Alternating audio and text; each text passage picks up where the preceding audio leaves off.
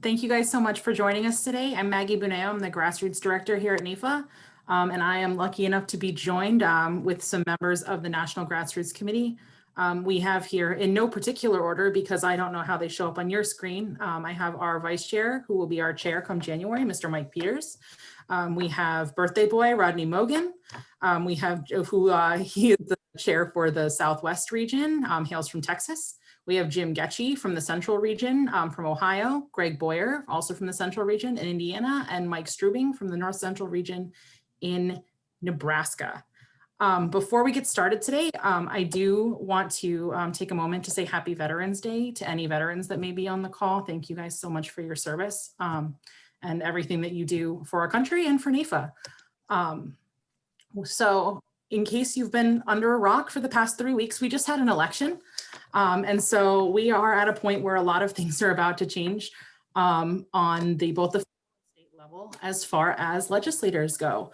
Right now we have 59 freshman legislators that have been called for races that have been called for the both the House of Representatives and the Senate. When all is said and done, we know we'll definitely have 62 freshman legislators. And as races are called, we could have as many as 78. We have 19 races that haven't been called as of this morning.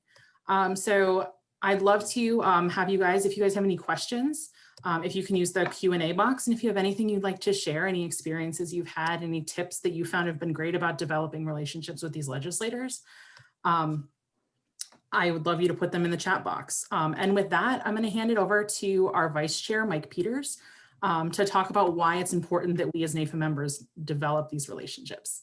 Take it away, Mike. Hey, thank you, Maggie, and good afternoon, everyone. I'm coming from Florida here, a little bit north of Tampa. We've got the 30th hurricane of the season bearing in on us, going to hit us here tonight. But it doesn't look like it's going to be a strong one. But that's why I'm a little casual and wet hair today. So appreciate everybody being on the call. And I've got to, unfortunately, our chair Tracy is not able to be with us today because some family illnesses at the last minute. So Tracy's done a wonderful job this past year with the committee, and sorry she can't be on the call with us today. And it's funny, we're talking today about building relationships with legislators and particularly newly elected legislators. And the group that makes up NAIFA, all of you know about relationships, because we do that every day in our work, and we understand the importance of relationships as we deal with our clients, and we try to help them with some of their needs. And so but we ever really stop and try to analyze what all is in relationships, and typically relationships are built upon several components. The first and foremost is communication. A good, strong communication with another person is a foundation of a relationship. Also, respect is a part of that. You also have to understand and give each other boundaries. Everyone in relationships, kind of where your place is or not with that particular individual. And to have a good relationship, there's trust. Trust is another piece of the puzzle that you've got to have a strong relationship. And of course, as you get in a relationship, what makes it important is that you give one another support. And so we can play that out in our role with legislators. You kind of think about each piece of that, and it will come together. And I think some of that will come up with some of the other panelists today. But why are we really, we understand what a relationship is, but why are we seeking that relationship with our members of Congress and our state legislators? And it really boils down to this, and this is nothing new, no rocket science, but it's just about, with a relationship, it is the best way that we can gain influence. And, we have a story to tell. We have certain aspects of our opinions on legislature, or how it will affect our clients, and how it will affect our industry. And so we want to have some influence with our legislators on that. So the key to have that influence is to develop that relationship. So that's why we have to do that.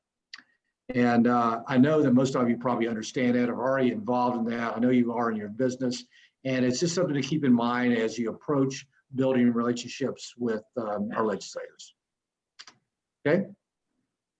Awesome. Thanks, Mike. And staying with the mics, Mike Strubing, you've had a lot of experience both sort of developing relationships with legislators and helping other people develop those relationships. How would you recommend to engage with a newly elected legislator if you live in one of those districts? Well, thanks, Maggie. Let me start by saying that if you are engaging with a newly elected legislator, I would tell you, you probably missed step number one. And that really would be that when they're in the campaign, that's when we should be getting to know them. Now, if we kind of missed that step, then here's where I would go from there. And I think that with the group I'm talking to, a lot of this should make sense because hopefully all of you know exactly how you go about prospecting for clients. And meeting a new legislator is not a whole lot different than that. I think the first thing that you want to do is just a little bit of research. Research about the background of that legislator. And also within your own NAFA organization, you need to do some research as well, because there may be somebody within your local organization, whether you're talking about a United States senator or a state senator, it doesn't really matter. You've probably got someone within the organization who is connected to that individual. And so you want to reach out, see if you've got a current member that knows that person, and go from there. At that point, one of the next things you want to do, and probably even more important than getting to know the legislator, is to find out who their legislative aide is that serves the financial services industry, because that's the party you're going to be talking to the most. And when you've got their attention, then you've got the attention of the newly elected legislator as well. Remember that LA's job depends upon them being connected to you. And so they're going to be particularly interested in the input that we have to offer. Once you've obtained that information, I think it's important that you get some background on the legislator as well. And then I would simply suggest that you reach out in the beginning by snail mail or an email. I think a lot of them do prefer the email approach. And kind of give them a little bit of background on NAFA and some background on yourself. And give them a little advance warning of what's going to happen next, which is that you are going to be calling their office and trying to set up an opportunity to meet with them, hopefully personally. But if this mess continues, then maybe it's going to have to be a Zoom meeting of some sorts.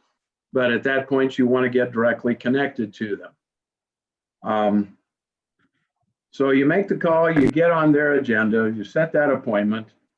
And when you get a chance to meet with them, again, whether it's personally or by Zoom, I would highly recommend that you take 2 or 3 others with you. They need to understand that when they talk to NAFA, they're talking to a group of individuals that really represent a greater portion of the population within America. We know that each of us has 500 to 1,000 clients or maybe more. And so when they're talking to one of us, they're talking to a whole lot of votes out there, and that's what they're interested in. I think another thing that's important when you have the conversations is, regardless of whether you're brand new in this business or you've been around quite a while, you need to understand that it's highly likely that you know way more about the business than they do. They may be the senator or the US representative or the state legislator, but believe me, they want our input. And once you get to know them, they'll get very comfortable in asking you for help on any of the questions that relate to the financial services industry. We need to make it very clear to them that that's why we're here. We are their resource for any questions where any bill comes up that relates to our industry. We want them talking to NAFA people. I don't care if you belong to any other organization, but NAFA is the one they want to be talking to. And then I would also recommend that once you've had those meetings, the follow-up is probably at that point the real key. You want to get back to them, you want to send them an email, send them a letter, give them a thank you for taking the time. And probably even at that point, talk about, hey, when's the next chance we'll have an opportunity to get together, a cup of coffee or whatever, and let's have some follow-up conversation. And then you just need to keep building the relationship from there. So in summary, it's no different than prospecting in our business, and you just got to get out and get in front of them. That's what I have, Maggie. I'll take any questions anytime they offer. Awesome. Thank you so much, Mike. And sort of a question for the group. When I know Mike mentioned sort of doing some research before these meetings and when you have a new legislator, what sort of things have you guys used sort of as tricks or as research that you've done, sort of different things you've found out about legislators that may have helped you or a colleague of yours sort of have an entree with a congressman? Hey, Maggie, if you got pictures, you're in. Maggie, one thing I did recently, and it's really easy right now, is with the election, you go to their website and it tells you what their issues are, where they stand on things. And so right now is an ideal time because they got still all of their election websites are still up. And I have two new Congress people in Indiana. I'm not familiar with those areas that they live in. I didn't vote for them, so I didn't really get involved in their campaign. And I went to their websites, and sure enough, here's their top 5 issues. And so I know what NAFA members to connect them with because that's the issues they're concerned about. Hey, Maggie, on that, what I did was, I actually did it with my congressman when he first got elected about, I think 4 or 5 terms ago. He's on his website, he talked about how he's a huge horn frog, right? For those of you who don't know, that's TCU. So I actually got a little thing when TCU was playing Texas, because I live in Austin, and signed him and said, hey, I hope you'll still work with a Longhorn, even though I'm not, but just to give him a little bit of a connection, send him a note. I got a call about, I don't know, probably a week or 2 later to set up a one-on-one, and that started our relationship. So. One thing, Maggie, that you need to take into consideration when you're starting to create a relationship, try to figure out what the dynamics of that particular district are. How is it made up? What's the population? Is it rural? Is it suburban? Is it urban? That will give you a lot of information just knowing that, because you will then know probably what angle will that representative come at an issue from. Okay.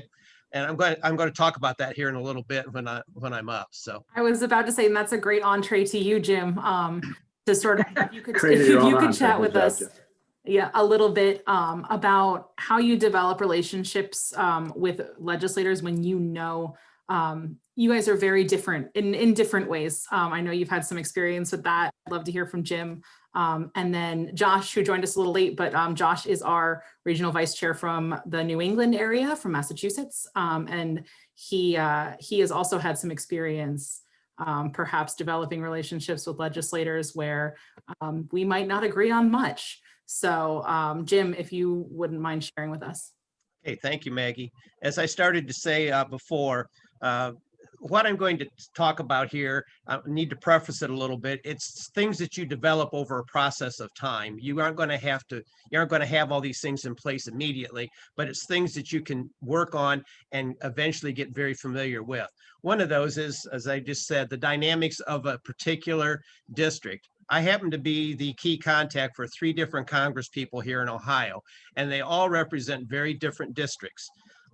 Bob Latta, who's a congressman in Northwest Ohio, represents a very rural agricultural district. Congresswoman Joyce Beatty represents a very urban district. Most of her district takes in the inner city part of Columbus, Ohio. And then Warren Davidson represents a very suburban district. And as I said, based on what kind of district they represent, that will probably color to a certain degree how they approach topics, even our particular topics within our industry.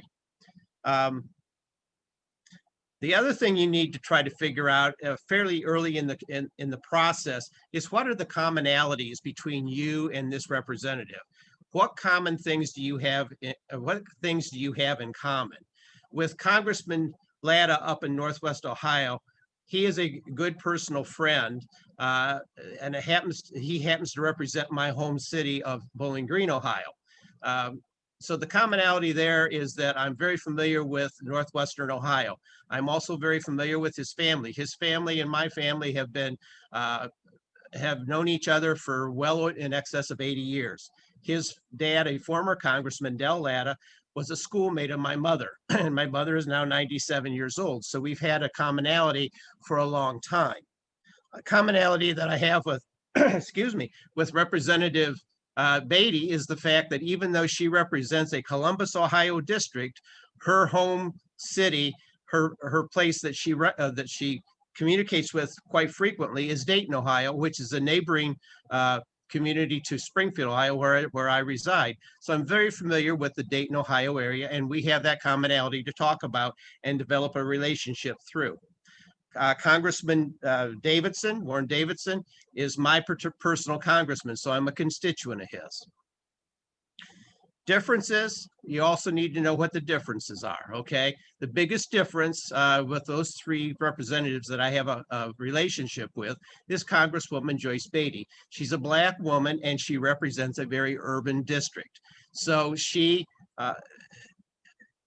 we approach things from a different angle sometimes, although we meet very well in the middle on things, okay? She tells me what's of concern to her on our particular topics, and she's very good at doing that. She's very vocal about how she sees things developing in the financial services industry based, again, on her makeup of her district. Next, you need to look at how do they relate to the financial services industry, okay? What's the commonality between you as a representative of the financial services industry and them? This is a pretty easy one for me. Two of the three people are on the Financial Services Committee, which is a major committee, of course, of NAFA. The third, Congressman Latta, although he's not a member of the Financial Services Committee or a committee of particular interest to us, before he got into politics, he was a financial planner and an estate planner, estate planning attorney. So he's very familiar with how we approach things from our industry. Next, you probably will figure out fairly quickly, there is a preferred form of communication with most of these representatives. They may prefer one form of communication over another. In the case of Congresswoman Beatty, I never see her when we go to the Hill. It's very rare that I see her. However, she's very good at giving me time when she's back in the district, and I've had extended meetings with her that last as long as 90 minutes. So she's very good at giving you the time back in the district. What you may find is that may be a preferred way of communicating with you. They may prefer to communicate with you back in the district as opposed to on the Hill. Now, Congressman Latta is the exact opposite. He wants to see me personally every time I'm on the Hill, if possible. In the amount of years that we've been doing this together, I've only not met with Bob personally, I think a couple of times. But I also have a good relationship with his staffer, who is in charge of financial services. So it cuts both ways. The other thing that you need to be very aware of, you need to stroke their egos a little bit, I guess is the best way to say it. Some of these people have leadership positions either in Congress or within their party. In the case of Congresswoman Beatty, she is the vice chair of the Congressional Black Caucus, which is a very influential position. And this was the case up until until Speaker Boehner resigned. Speaker Boehner was my personal congressman. So you had to approach things with him from a certain angle, being that he was the lead dog, so to speak, on legislation. So that's what I have, Maggie. I hope it's helpful. Well, I learned today that members of Congress have egos. So thank you, Jim. That was new. But that being said, Jim, I think you did a really good job of explaining particularly, demographics, race, a myriad of different things, how to get an in, perhaps if those are different. But I know Josh has worked with a few members of Congress where it might not be those sorts of things, but rather ideology. And Josh, can you talk about that a little bit? Yeah, thanks, Maggie. I appreciate the invitation to be on the call today. Yeah, we often have an uphill battle when we are meeting with our legislators here in Massachusetts and on Capitol Hill. We tend to lean a little bit liberal, progressive, whatever you want to call it, and a lot of times our objectives don't quite match up. At least on the face, our objectives don't quite match up with some of the viewpoints of our legislators. I think the most important thing to remember is that by and large, the legislators are there and attempting to work in the best interest of their constituents. And that's the exact same reason why we're meeting with those legislators as well. So the most important part is to try to find some common ground. I can still remember the first time I ever had a meeting in DC was back in 2010 or 11. And the initial meeting was with Barney Frank, who certainly did not see eye to eye with a lot of things that we talk about. His name is on a piece of legislation that still has a significant impact in our industry to these days, but we still had a good relationship with him. He knew exactly who we were when we walked in the door. A couple of the NAFA members who I was on that meeting with had met with him multiple times in the past. They knew him by, on a first name basis. And, regardless of how each side feels about certain issues, they understood that they may not agree on everything, but ultimately, we were working in the best interests of the residents in the Commonwealth. So in a more current situation, we had a meeting with Senator Warren a couple years ago when the DOL rule was first being rolled out, and her office was a huge supporter of the DOL rule. And there was actually a letter that had been sent out to all the annuity companies, all the top annuity providers in the country, asking about all kinds of details on, incentives and, how compensation was paid and all that sort of thing.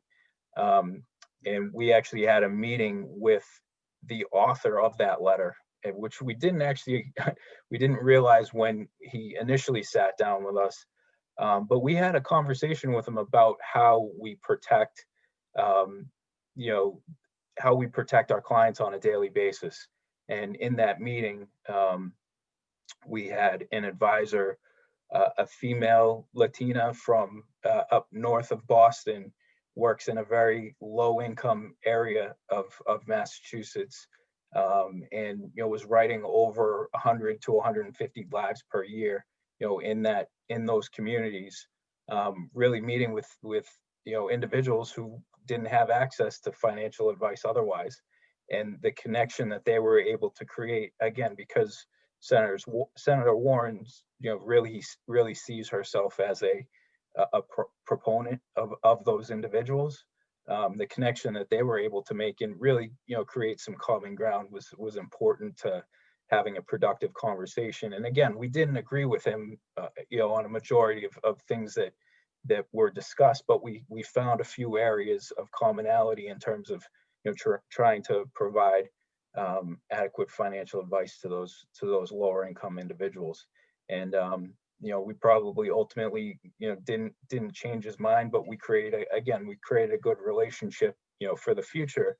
If things do come up, he'll remember who we are, and hopefully that will have some influence in the future on any other issues that may arise. So I think that's really the most important part of the meetings that we have in DC.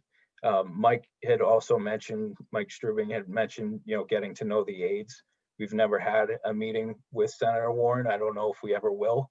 But the people that are, again, we met with the person that drafted the letter that went out to all those annuity companies. So it's really important to keep that in mind as well, even though you may not be meeting with that particular individual, you're meeting with other people in the office that have a tremendous amount of influence on any sort of legislation that's being supported. So I think that was, kind of a good overview of what we've been attempting to do in Massachusetts.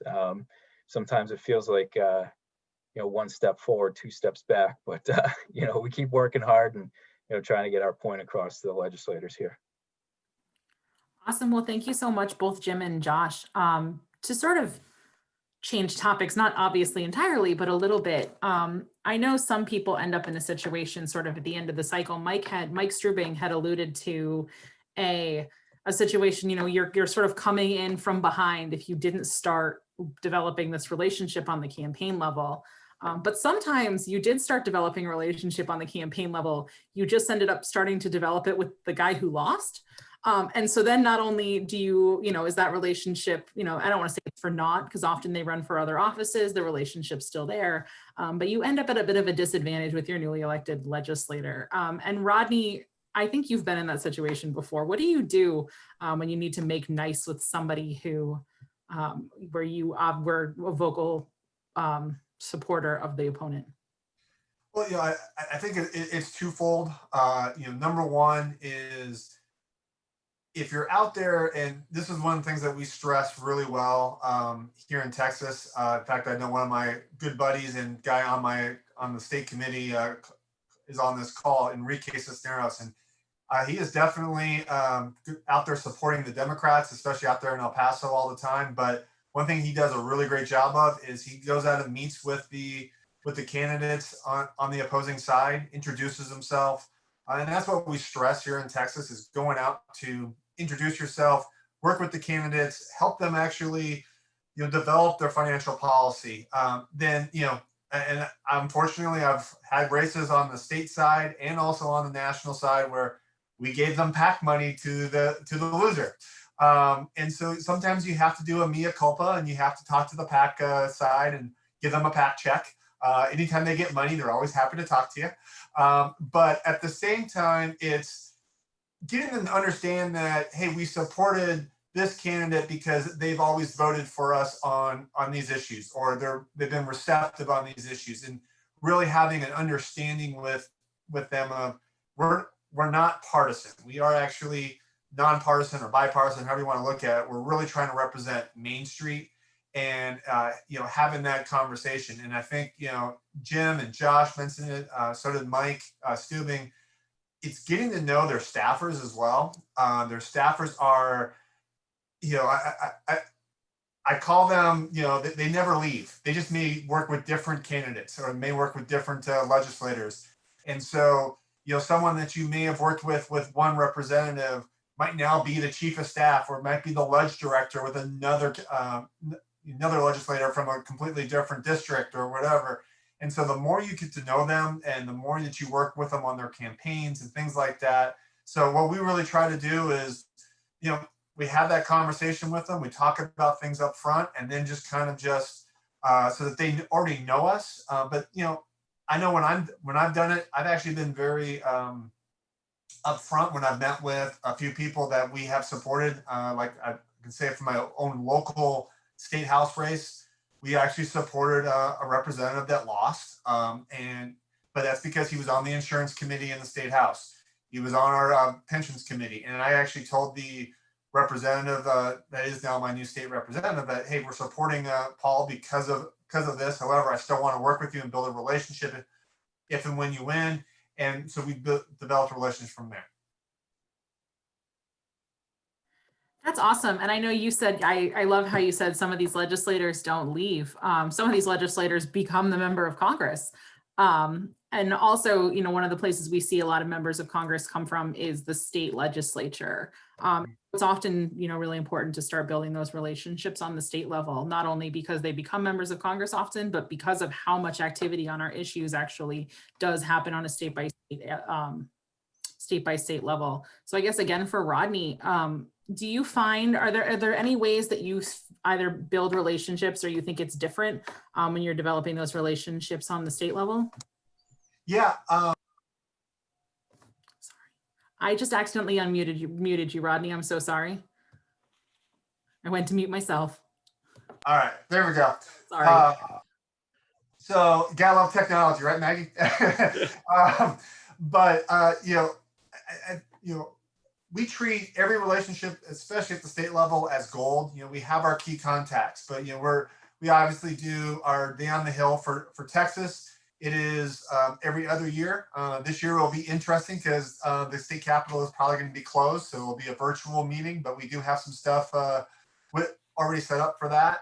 But we get in. Even again, it goes back to what I was just saying before. We get in on the races. All our key contacts. We reach out to all our members once the primaries go through, and we have, hey, does anyone know this other candidate? If so, please go out and meet with them, talk with them, because we don't know who's going to win, who's not going to win, and that has really helped us develop that relationship. But what we have found is by doing that and reaching out and talking about us, that person may not win that race they're running for, but like you said, Maggie, they win another race that they're running for, and so now we already have a key contact built. We already have some different things in there. There's a great story that I have of Kevin Brady, who at the time was the head of House of Means. He's now the ranking member with, I think, a dean out of Massachusetts. And on this new tax bill that they're actually writing out, both Dean and Brady have reached out, but it all came down to, believe it or not, a steak dinner that I lucked into having with Chairman Brady at the time because he had called up. We had no one in his district at the time, so I drove from Austin over to Houston and attended a Chamber of Commerce meeting. I don't know how they got my name, but we got over there, and I did a presentation on small business issues and things like that. All of a sudden, he's like, "Hey, let's go have dinner," and we ended up talking about tax policy. We talked about how it affected the financial services, things like that. About 2 days later, I got a call from Congressman Dean's office and saying, "Hey, Chairman Brady had some different things," and so I referred him to some people I knew in Massachusetts, but they still wanted to talk. So those are some of the things, and all of a sudden you start to develop those relationships, and it comes from some of the strangest things in the world. Like I said, my congressman, I sent a little picture of TCU playing UT and said, "Hope you'll still work with a Longhorn," and he actually still has it on his desk when I walk in. And he's a runner, so when I see him with different things, I send him different things on running, or I just bought a standing desk and I actually show him, "Hey, I have a standing desk now too," and he tips. And it's just having that personal relation like we would with our clients, and that's really where it comes from. Awesome, that's great. And just to clarify, because Rodney would be mad if I didn't lightly correct him, it's Chairman Richie Neal. Neal, sorry, my bad. Is the chair of the Ways and Means Committee. He's not in my state. He's not from Texas. He doesn't matter. Exactly. Can I add one thing, Maggie? Please. Okay. Rodney just touched on something. If you're a leader of your state, or if you're a leader of your local PIC efforts, what you may want to realize is that sometimes you cannot find a person who's willing to be a contact for a particular representative. So you may have to take it upon yourself so that you at least have a contact to be that particular contact, at least for the short term, until you can find somebody who will be willing to be the contact. Quite honestly, that's how I got connected with Congresswoman Beatty, because I could not find anybody who was willing to step up and be your contact. I threw myself in there, and it's developed very, very well. So yeah, to Jim's point, Maggie, real quick on that, if I could, we have a congresswoman that is very notoriously against our industry, Sheila Jackson Lee out of Houston. We do not have a member in her district at all. I mean, there's not a member that lives in her district at all. From all the time that I go up to the Capitol, I actually do go and talk with her. I have a conversation with her on a regular basis, and it started off with her staff, but now she asked me to help her do a virtual town hall this last election cycle. So those are some of the things that it comes with. She and I are definitely diametrically opposed on policies, but it does help. Did I mess up her name too? Definitely. No, you got her name. I'm just waving at you. We have at least one NAFA member in every congressional district, Rodney. So if you can't find someone, I'll talk to you offline. Yeah, well, it's not showing on the register, so we'll talk offline. I gotcha. So what you and Jim were sort of talking about was, when it's difficult to find somebody to develop a relationship. And I think starting when the bench, starting at the initial relationship development stage, and starting to build a deep bench right from the beginning, I think is super important. And I know, Greg, you've had some good success, not only building relationships, but bringing other people along with you, and being able to develop those relationships that way. So it's not just Jim Getchy with a relationship with Joyce Beatty. It's Jim Getchy and the 5 guys that he's been dragging along to this meeting for a year and a half. And so, Greg, would you mind talking a little bit about that? Well, I think one thing's important. Every state is different as far as the number of congressional districts. Indiana has 9. Texas, I don't know how many Rodney has, but I mean, it's, a lot more than 9. 36.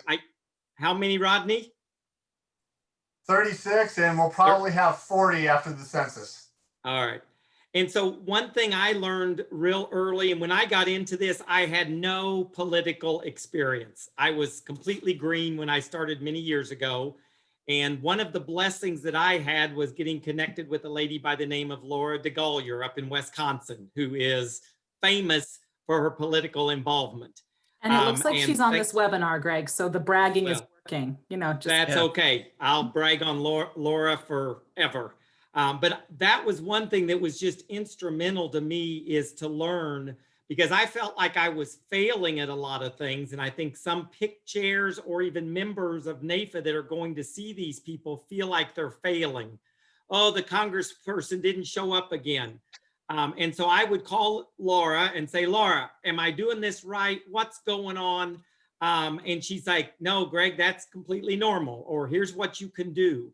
And so I would encourage to help build relationships with the NAFA members to build a bench is if you're a PIC chair, find somebody that you can mentor, or somebody that will mentor you, somebody that you can call and say, hey, this isn't working for me. Do you have some ideas? Because again, that was instrumental. NAFA members themselves that aren't PIC chairs, but that want to be involved. Find somebody, on the PIC committee or your state exec and say, hey, I'd like to be involved, because I found a lot of this has to be done one-on-one, talking one-on-one with the NAFA member saying, hey, here's what I need. Again, I mentioned I have a new congressperson in a district. One of their top issues is healthcare. I'm going to be looking for some people in NAFA that deal in healthcare, so that those NAFA members can be resources for that congressperson to let them know what's really happening on the ground. Here's the people I'm seeing. I'm going through open enrollment right now. Not all NAFA members do healthcare, but to find those people that you can do. So it's important as PIC chairs or as just NAFA members that want to get involved, let people know what you're interested in, what your specialties. I don't do property and casualty. So there's people in Indiana that we were dealing with some property and casualty issues, and I knew exactly who to call to say, hey, I need your help. We're dealing with a flood issue. I didn't know flood insurance, but I could call them and they knew everything about it. And so as you're building your bench, it's important to get a variety of people involved. One thing I do also with state announcements at the state annual meetings, always make an announcement. I'll go up and say, hey, I'm needing someone to help with Congressional Banks's district. I need to find somebody that knows them. So I ask specifically for a specific congressperson and then I had 2 or 3 people come up afterwards and say, oh, I can help with Congressman Banks. I can help do that. That'd be great. So I specifically ask for those people. Another thing that I do, and Rodney mentioned it, is get the people involved in a state level. I know most people are very scared of dealing with congressional people in Washington, D.C. They think they're terrible people. They think they're scary. People don't want to be embarrassed when you go see them. So get people involved at the state level. Again, every state's different. Indiana has a part-time legislator. They meet once a year for 3 or 4 months. We have a day on the Hill. I get people from my local area and get them. And then, so help people at the state level. The other thing that I would encourage, especially the PIC chairs, is I am the tour guide. When we come to Washington, D.C., the people of Indiana know I'm the tour guide. I have all the appointments made for them. They don't need to bring anything but themselves. I have all of the issues that we're going to talk about. I know what areas they're interested in, and I make it a lot of fun. I think if you ask the people in Indiana, we have fun when we come to Washington, D.C., and it needs to be that way. We go meet with, every time we go, we meet with every single congressional office and our 2 senators. I just refuse not to come if we're not going to meet. We meet with everybody. It's just not an issue. And I make all those appointments. But I tell the people coming, don't worry about, I'll tell you about the congressperson, do a little bit of background, but I'll tell you what they like, what they don't like. And so I think I make it very easy for people to be involved. Because I know when I first got involved, I'm like, okay, do I talk to this person? Do I do this? Things change in Washington, D.C. very quickly. I was calling the scheduler, and lo and behold, I found out the scheduler didn't exist anymore. They switched to a different office and became a LA, as Rodney said. So don't burn any bridges, because you never know where they're going to show up.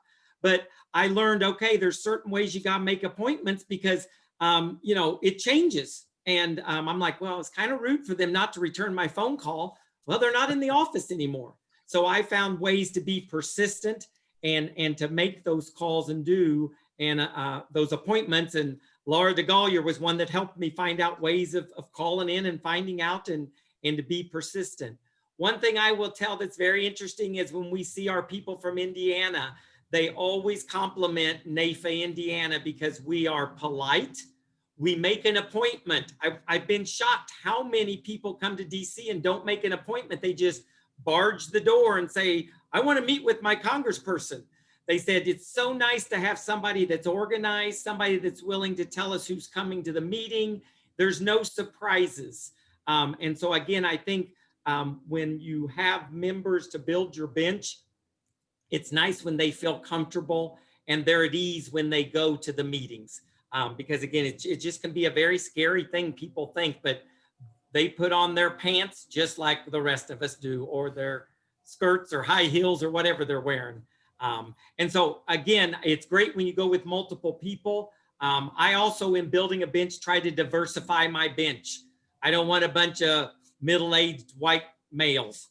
I try to get different varieties because they want to hear from the population, and they think a lot of us, they prejudge us and think we middle-aged white males aren't doing the best for our clients when we're trying to, but they want to hear from females. They want to hear from different ethnic groups. And I find that's very important in building a bench, is getting a variety of people to go. Greg, what are you saying about middle-aged white men? Are you? Well, I think they stereotype my panelist choices here. Well, I mean, I know when you see some Congress people, they just are stereotyped. I'm kidding. But and I know you're kidding, but I found it was very true. So I really would try to, when we go to congressional conference, try to recruit younger people, women, different ethnic groups, because again, they really want to hear from those different areas. And I don't blame them. No, there's a story, and I know it's told often. Diane Boyle will often tell it, that Maxine Waters, who's on the Financial Services Committee, is a very sort of prominent Black woman in the House. And once they went into a meeting and she said, well, bring me somebody who looks like me. And Right. and they brought him our former president, Robert Miller, who, if anyone knows Robert, looks absolutely nothing like Maxine Waters. So it is important to sort of do that. And Greg, moving along, I do want to say, you were talking about if anybody's looking for mentors or or, people to sort of show Coaches. look no further than the fine gentleman on this screen. If any of you have any questions about sort of developing relationships or resources in your state, again, Mike Strubing's from Nebraska, North Central region. Greg is from Indiana, the central area. Jim is from Ohio. Rodney's from Texas. Josh is from Massachusetts, and Mike Peters is from Florida. So take your pick, sort of perhaps where you come from, but feel free to reach out to any of these guys. They're great, and they're here because they really know what they're doing. Hey, Maggie. Yes, don't reach out to you. I'm sorry, Rodney. No. They can definitely reach out to me, but I just to Greg's point, I think that there is someone on this call that's not a panelist, but that we should highlight that is a great resource, and that's April Wynn Geisler out of New Mexico. And I know she's on the call. She has led a lot for, and I know you're just going through the panelist list, but on the West Coast, she's also a great person to reach out to, I think. No, that's an excellent point. And there are other members of the Grassroots Committee who were unable to be here today. Any of them are great. I just happen to have the faces of these 6 men in front of me. And Maggie, something else that Laura taught me is don't give up. These things don't happen on your first visit, and you're going to be rejected. Let me tell you. I mean, there's one office I had that they just flat told me, we're never going to meet with you. I said, well, I'll meet with an assistant. I just didn't give up. And then again, I got to where I had, took somebody in the district. And especially if you've got somebody in that district, they will not refuse you. They'll refuse me. They don't care if I went to Texas, they'll refuse me real quick. But if I bring Rodney that's from their district, they just will not refuse you a meeting. And so you would learn to say, okay, I'm there representing Rodney from this district, and they're like, oh, that's good. Okay, we'll see you, because we want Rodney's vote is what they want from Rodney. No, that's Maggie, great. I'm going to step in here and play the bad guy, but you want to keep an eye on the clock and our schedule here. Oh, I definitely do. I'm keeping an eye. Okay, thank you. Well, moving to the other Mike, Mike Peters, I know you and I were actually talking about this earlier this morning, but sometimes they're not a newly elected legislator that we're building relationships, but sometimes, there's somebody in your state, maybe you're a member of Congress, and you've been to a congressional conference, you've been to a meeting, but they've been on the Defense Committee, and all of a sudden they're on financial services, and they're really looking at issues that are pertinent to NAFA. And how do you sort of go from there, and maybe they've been in Congress a while, but how do you develop those relationships if they get on a key committee?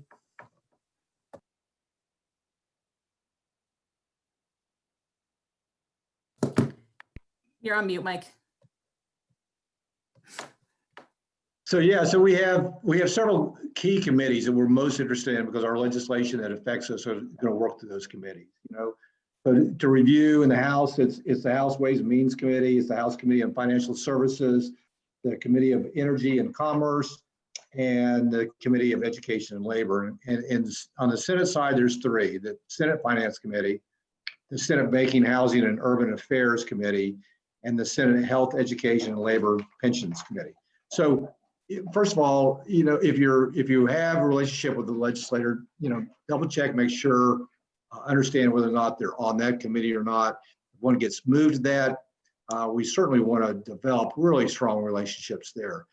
And part of that way is might revisit with them about, hey, what you're talking about, what you're dealing with will affect our industry, affect our clients. And you want to just in your explanation saying, hey, as you look at these things, and they have their staffers that are experts as well, but say, can we talk about it? If something comes up, can you reach out to me? And let me review what you're thinking about, where the discussion's going, so that you can have input from the people who work in that industry day in and day out, and how it's going to affect clients who purchase those products and so forth. So, you just have to, the Lilly grads out there, you understand, as Stephen Covey says, beginning with the end in mind. Picture what kind of relationship you'd like to have. Those people in this committee, we'd like to have NAFA members having their cell phone number and be able to reach out to them. So how do I get there? What's it going to take?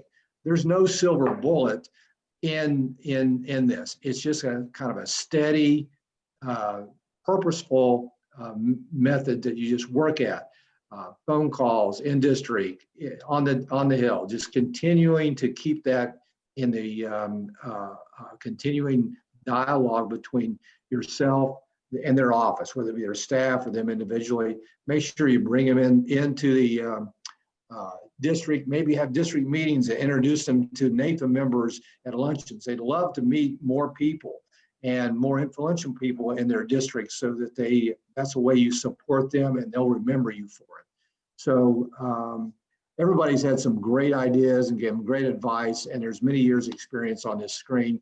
I appreciate it being that middle-aged white person. I don't know about Josh down there. He might take offense to that middle-aged comment, but appreciate everybody I on the just found panel. out You did a I'm great job. a millennial. Okay. Never knew that before. One thing I might add to what Mike's remarks were here is that a lot of times it goes back to, if this person has been in Congress for a while and they're changing committees, they're going from one committee to the Financial Services Committee, for instance. Again, know the dynamics of that committee. In Ohio, we're very fortunate because we have 4 members of Congress who are on the Financial Services Committee. So when the most recent member was assigned 2 years ago, Representative Gonzalez from the Canton area, I called Joyce Beatty and said, do you have meetings between the 4 of you just on financial services issues? And she said, yes, we do. So again, it's a mentorship situation. Those other 3 members who have been on that committee for a while take the new guy under their wings so that they can give him an idea of where all the bones are buried, so to speak. And so that, we know what has happened prior to that, and he's kind of filled in then on what the process has been up to when he came on the committee.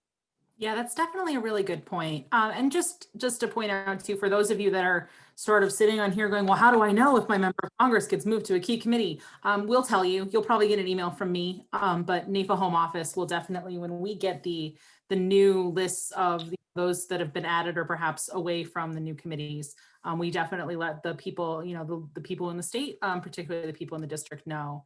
And I don't want to take up too much of anybody else's time. First, I want to say thank you so much to the folks that took the time today for the webinar, and these gentlemen here who have been panelists. Really appreciate it, and really appreciate all the work that you guys do throughout the year for NAFA Grassroots. But sometimes when we're building, it doesn't matter sort of, well, you could throw every single thing that these guys have said today at the wall and nothing sticks. There's absolutely nothing you can do to build to get a meeting with these legislators. And I can't promise 100% that Home Office can help, but a lot of times we can. Sometimes we, just based on the work that we've done, our lobbyists might already know the legislator and can call and say, hey, can we get somebody in district? Sometimes those wonderful staffers we've talked about, sometimes what you guys don't know is that, the old legislative director for a legislator that we've worked really closely with is actually now working with this legislator to get a hold of, and so we can get him that way. Sometimes we're able to sort of throw some PAC funds at their next campaign and say, hey, we've got some money we want to send your way. We'd love to have some guys meet with you. That's always an option. You can always check with our PAC manager, Joe Minardi. But anyway, there's sort of a myriad of things that we can look at from the Home Office level to see if there's anything we can do to sort of help with that entree. So if you ever run into issues, feel free to email me. And also, before I close, if you do have a relationship with an incoming member of Congress already, I would normally say go to the Advocacy Action Center, but the Advocacy Action Center doesn't update until the new Congress actually happens. So shoot me an email at advocacy@nafa.org, and I'll make sure that all of that information is in our system come January, so that when things happen related to that legislator, we're making sure to give you sort of all the pertinent updates. But that being said, I haven't seen any questions throughout the webinar. If you have any now, feel free to ask them. But I think we're good. I'm going to give everybody back their, 2-3 minutes. Webinar. Have a great day. Thank you, Maggie. Thank you. Thanks, Meg. Thanks, Maggie. Hey, Maggie. Thank you, Maggie.